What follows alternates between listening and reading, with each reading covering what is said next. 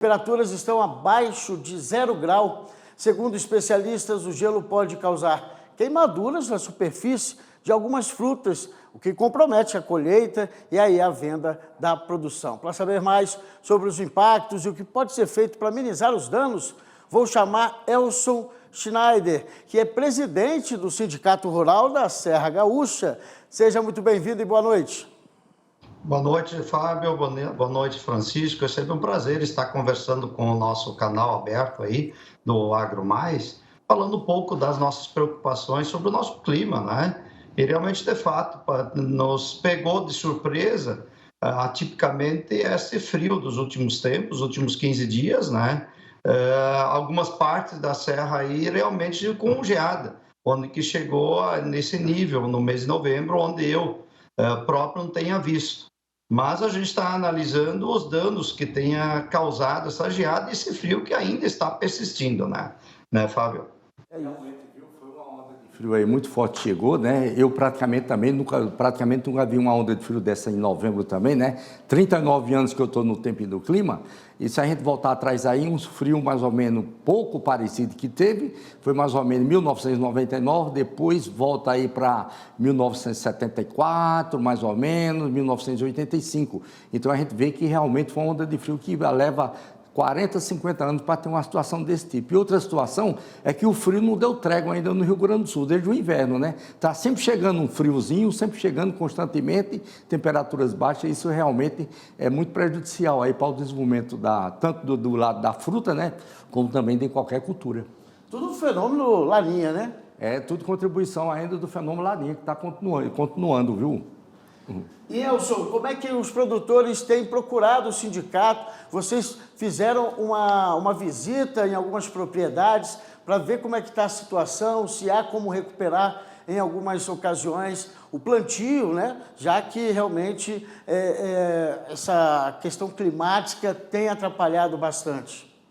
Fábio, na questão da fruticultura é bastante amplo, porque isso a gente vai conseguir diagnosticar lá no final da safra. E a gente observou inicialmente que também no período da brotação também teve um frio bastante intenso.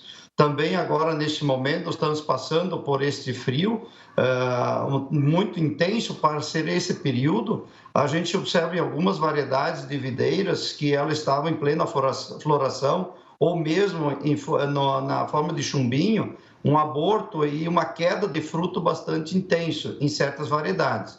Outras variedades não chegamos a observar ainda, porque ela está muito precocemente, está em forma de floração, né? E outras já está mais desenvolvida. Então, a gente não tem assim a certeza realmente dos danos que tenha causado.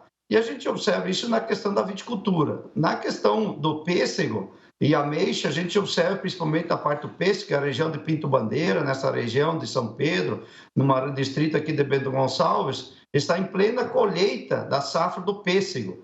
Para esses produtores, a princípio, esse frio trouxe benefício, fez com que a safra se alongasse na sua colheita.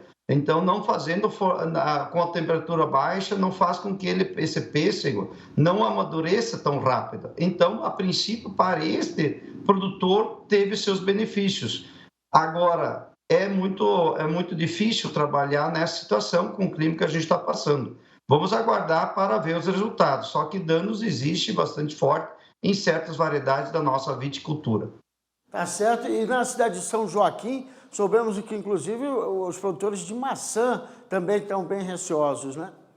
Isso, a questão da maçã é uma região que é muito mais alta, da região onde a gente está localizado, que é Bento Gonçalves, ali já bem próprio, típico desses frios. Então, não é tão danoso quanto aqui na própria Serra Gaúcha, como Bento Gonçalves, Caxias do Sul, né? E os produtores, inclusive, de certas regiões do Paraná e também certas regiões de Santa Catarina tiveram que tomar providência com aquecimentos parreirais, colocando fogo, na verdade, fazem tochas e aquecimento para que a própria fumaça aqueça o ambiente, fazendo com que não se forme a geada. Então, isto não chegou a ocorrer em nossa região. Então, isso foi numa região mais em Santa Catarina, próprio no Paraná, e a gente não tem informação assim, de danos tanto quanto nessas regiões aqui na Serra Gaúcha.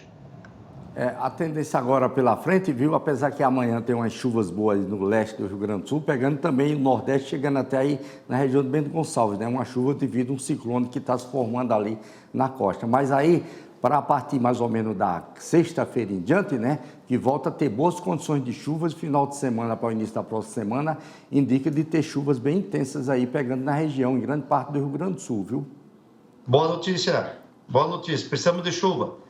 É isso. Só para terminar, quais seriam as alternativas, além desses tonéis com fogo? Haveria uma outra situação que o agricultor pudesse aí amenizar os danos? Tem uns trabalhos que está sendo feito intensamente na parte da fruticultura, que é a utilização da própria irrigação. E aí tu tem que ter água em abundância e tu faça o sistema de irrigação durante a noite, fazendo com que não haja a formação da própria geada, né? Mas aí, como eu tenho comentado, precisa bastante irrigação e precisa um sistema de instalação, e a gente tem que analisar fortemente o custo de produção, porque esses frios são atípicos na nossa região nessa época, e aí a gente tem que analisar, mas tem essa alternativa. Bem como também as telas protetoras anti-granizo, que também faz uma parte de proteção no seu ambiente, na produção, principalmente para as uvas viníferas, que agrega valor. Então, também temos produtores que instalam também o sistema de telas anti-granizo, né? Isso, né? Tem um tempo, né, para montar essa estrutura. Não sei se às vezes se torna viável para alguns agricultores, né? Já que realmente essa situação climática daí foi atípica, né? E tem sido prejudicial, mas não dá tempo de realmente reverter a situação tão logo. Elson, conta com a gente aqui do AgroMais para trazer novidades, tá, sobre a situação aí na Serra Gaúcha. Muito obrigado pela participação. Nós que agradecemos, ficamos muito felizes em contribuir sempre com o AgroMais, Fabiano e Francisco, que a gente está à inteira disposição e trazendo cada vez mais informação e mais precisa de cada região do nosso país. Um abraço. Muito obrigado.